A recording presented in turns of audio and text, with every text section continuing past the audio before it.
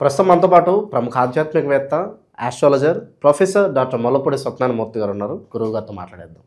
నమస్కారం గురువు. నమస్కారం మణికంఠ గారు. గురుగారు, 2026 జనవరి మాసం విశేషంగా మేషరాశి వారి పరిస్థితి ఏంటి? ఏళ్ళనాటి శనిలో ఉన్నారు. సంవత్సరంలో మొదటి మాసం ఏ విధంగా ఉంటుంది? మంచి వార్తలు ఏమైనా ఉన్నాయా? ఎటువంటి చెడు వార్తలు ఉన్నాయి? ఓవరాల్గా ఎటువంటి జాగ్రత్తలు తీసుకోవాలి వీళ్ళు? ఓం హ్రీంకారాసన గద్భితానలసికాం సౌహ క్లీం కళాంభిభ్రతీం సౌవర్ణాంబరధారిణీం వరసుధాతౌతాం త్రినేత్రోజ్వలాం వందే పుస్తకపాశమంకుశధరాం స్రగ్భూషితాముజ్వలాం త్వాం గౌరీం త్రిపురాం పరాత్పరకలాం శ్రీచక్ర సంచారిణీం. ఓం ఐం వదవత వాగ్వాదిన్యై స్వాహ. మనకి ఈ 2026 సంవత్సరంలో ఈ జనవరి 1వ తేదీన మనం మన ప్రేక్షకులకి, మన ఛానల్ సబ్స్క్రైబర్స్కి, అభిమానులకి, మొత్తం మన ఫాలోయర్స్ అందరికీ కూడా నీ తరపున, నా తరపున, మన ఛానల్ తరపున అందరికీ కూడా శుభాకాంక్షలు తెలియజేద్దాం. హ్యాపీ న్యూ ఇయర్ సార్ అందరికీ, ఆల్ ద ఫ్రెండ్స్ అందరికీ కూడా.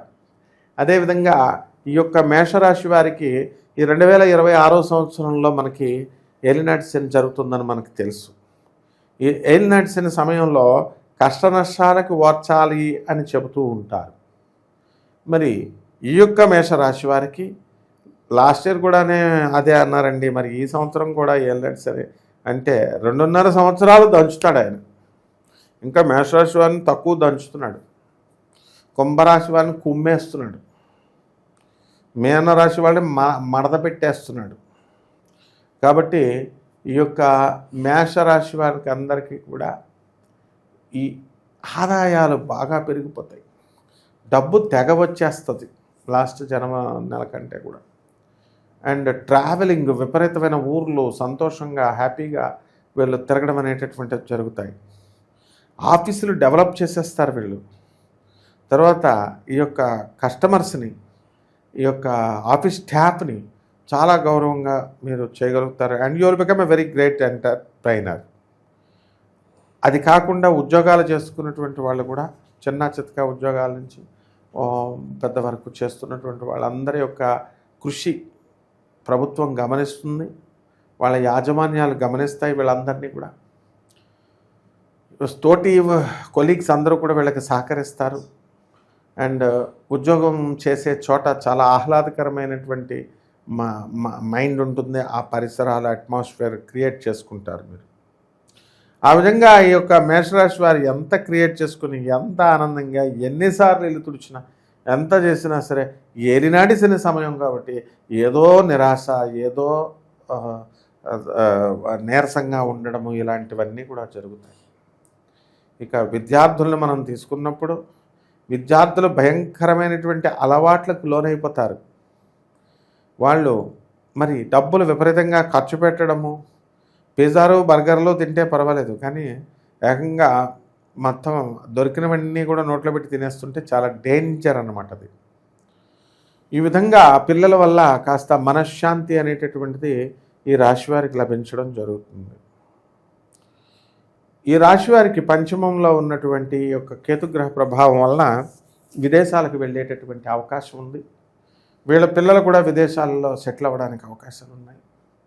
ఇప్పుడు ట్రంప్ వేసాలు ఇవ్వనటువంటి ఈ సమయంలో ఎలాగోలాగా కష్టతరమైనప్పటికీ కూడా అక్కడ ఉన్నటువంటి మీ పిల్లలు, మీ మేషరాశి వారి పిల్లలు అక్కడ ఉద్యోగాల కోసం ట్రై చేస్తూనే ఉంటారు. అండ్ రావద్దని మనం చెబుతూనే ఉంటాము. ఈ విధంగా ఈ రాశి వారంతా కూడా కొత్త కొత్త కోర్సుల్లో చేరడానికి అక్కడ కొత్త కొత్త యూనివర్సిటీల్లో అప్లై చేసుకొని ఏదో రకంగా అక్కడ పనిచేస్తూ ఉన్నారు. ఇక ఈ యొక్క రైతులు బ్రహ్మాండమైనటువంటి పంట పండిస్తారు, ఆదాయాలు బాగా పెరిగిపోతాయి, కమర్షియల్ క్రాప్స్ అనేటటువంటివి బాగా పెరుగుతాయి. అదేవిధంగా కొత్త కొత్త పంటలు, రీసెర్చ్లు అన్నీ కూడా కనిపెడుతూ ఉంటారు.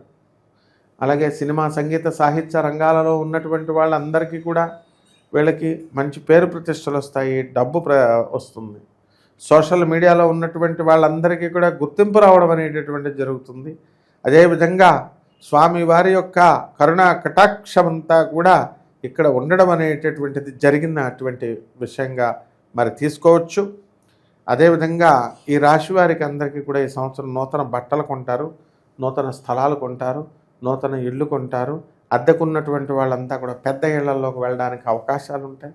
రోగాలు వస్తాయి, మోకాల నొప్పులు వస్తాయి, ఆర్థో ఎరిథ్రైటిస్ వస్తాయి, ఆల్జీమర్స్ వస్తుంది. ఈ రకంగా సకల రోగాలు కూడా కొంతమందికి ఏలినట్స్ అనే ప్రభావం కారణంగా రావడానికి అవకాశాలు ఉన్నాయి. కాబట్టి జాగ్రత్తగా ఉండాల్సినటువంటి అవసరం ఈ రాశి వారి మీద ఉంది నాయన. ఇక వైవాహిక జీవితంలో ఏమన్నా వైవాహిక జీవితం పరిస్థితి గురుగారు ఏమైనా ఆటంకాలు వచ్చే అవకాశం ఉందంట? మేషరాశి వారికి వైవాహిక జీవితంలో భగ్నం లేదు.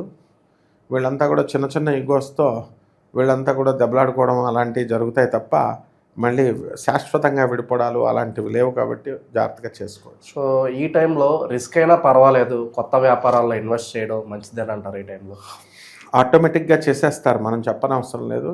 ఈ కొత్త ఎంత రిస్క్ అయినా సరే ఎల్నెట్స్ అనే సమయం కాబట్టి వీళ్ళు కొత్త కొత్త కిరాణా షాపులు, డిపార్ట్మెంటల్ స్టోర్స్ ఇలాంటి బిజినెస్లు అన్నీ కూడా చేయడం అనేటటువంటివి జరుగుతాయి.